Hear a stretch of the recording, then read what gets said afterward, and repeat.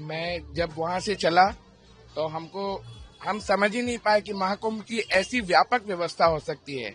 यहाँ पर जो हमारी राज्य सरकार और केंद्र सरकार का एक सहयोग से जो हम लोग का सेवा मिला है, वो हम लोग आज तक भारत भूमि पे क्या इस विश्व पर इतनी बड़ी व्यवस्था कहीं नहीं है।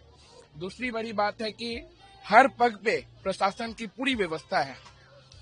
जो घाट पे ऐसा हम लोग को उपलब्धता मिलेगी, लाइट, पंखा, बिजली, पानी, सब कुछ, सारी व्यवस्थाएं यहाँ बहुत अच्छी है। हम लोग दूर से सोचते थे कि 40 करोड़ लोग आएंगे, 20 करोड़ लोग आएंगे, तो हम लोग जाकर कैसे रहेंगे। लेकिन जब यहाँ पर हम लोगों ने आया तो हम लोग को ये समझ में आया कि हर एक दर्शनार्थियों के लिए पूरा व्यवस्था सरकार ने की है। बहुत बहुत हम लोग आभारी हैं योगी जी की, सरकार की और पूरे प्रयागराज वासी की। ये हमारे परमपिता परमेश्वर जो हमारे ईश्वर हैं, उन्होंने हमारे 2 सारथी को भेजे हैं, एक योगी जी, दूसरा मोदी जी को। तो मोदी जी इस भारत को देवभूमि में बनाने में पूरे विश्व में लगे हुए हैं और योगी जी इस क्षेत्र को देख रहे हैं। तो दोनों जो पहिया है, हमारा धर्म का जो 2 पहिया है, वो समान रूप से चल रहे हैं भैया। इसमें योगी जी भी बधाई पात्र हैं और हमारे श्री नरेंद्र मोदी, प्रधानमंत्री श्री नरेंद्र मोदी भी बहुत बहुत बधाई के पात्र हैं। हम लोग सुबह से उपवास थे और इस जगह पे कहीं भी हम लोग खाने की जो भी व्यवस्थाएं हैं, सब बिना लहसुन प्याज की। हम लोग के कोलकाता में अक्सर देखा जाता है, दूसरे राज्यों में सभी जगह लहसुन प्याज रहते हैं, यहाँ मांस मछली मिला हुआ रहता है। लेकिन ये चूंकि मतलब तीर्थों में सबसे बड़ा है, प्रयागराज सबसे बड़ा तीर्थ है, तो यहाँ हर व्यवस्था बिना लहसुन प्याज की, और लगता है कि सरकार के निर्देश पे ये सारी व्यवस्था चली है। बहुत अच्छा है, बहुत। हम लोग 50 रुपए में देखिए 8 पूरी और सब्जी मिल रही है। इससे बड़ी व्यवस्था और क्या चाहिए।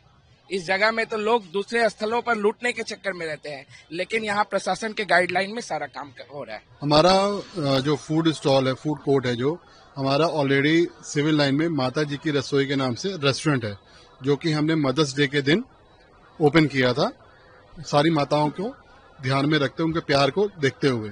उसी को आगे बढ़ाने के लिए जब महाकुंभ आया तो यहाँ पे किसी और का फूड कोर्ट नहीं है, तो हमने सोचा कि इलाहाबाद का कोई आदमी होना चाहिए जो बाहर के लोगों को सेवा कर सके।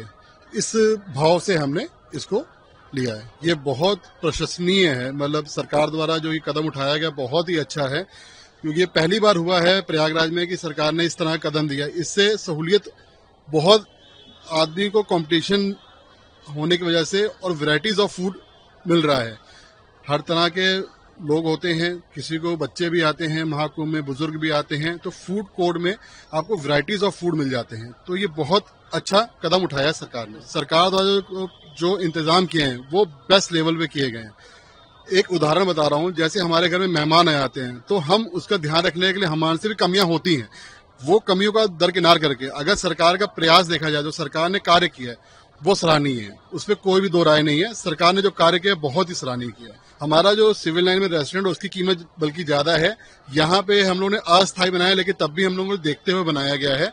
जो फूड के रेंज रखे हैं 50 रुपए से शुरू कर रहा है आदमी, और जिस हिसाब से उसका खाने का उसका मन है उस हिसाब से हमने उसका लेबल रखा है। मतलब भर पेट आदमी 50 रुपए में भी खाना यहाँ पे खा सकता है। 50 रुपए में, 100 रुपए में, 150 रुपए में, 200 रुपए में, मैक्सिमम 250 में। मतलब 250 में एक पूरी मील्स आती है, जो आदमी पूरा एक बार खा लेगा तो दिन भर तो काम चल जाएगा। शाही स्नान में तो ज्यादा हो जाते हैं, लेकिन जो रेगुलर बेस पे है 1,500 से 2,000 श्रद्धालु यहाँ पे आते हैं। देखिए, जो इसमें इन्वेस्टमेंट किया गया है, हम लोगों ने ऑलरेडी जो इन्वेस्टमेंट किया है वो बहुत हाई लेवल पे किया गया है। मेरे को लगता नहीं कि हम उतनी रिटर्न में आ पाएगी, लेकिन ये है कि ये सरकार का पहला प्रयास था। हम लोग जब भी कोई बिजनेस आदमी करता है तो पहले साल उसको उम्मीद कमी होती है कमाल, लेकिन एक्सपीरियंस मिलता है। तो ये हम लोग सिर्फ एक्सपीरियंस के लिए कर रहे हैं। यहाँ पे इस समय कमाई तो नहीं हो पाएगी।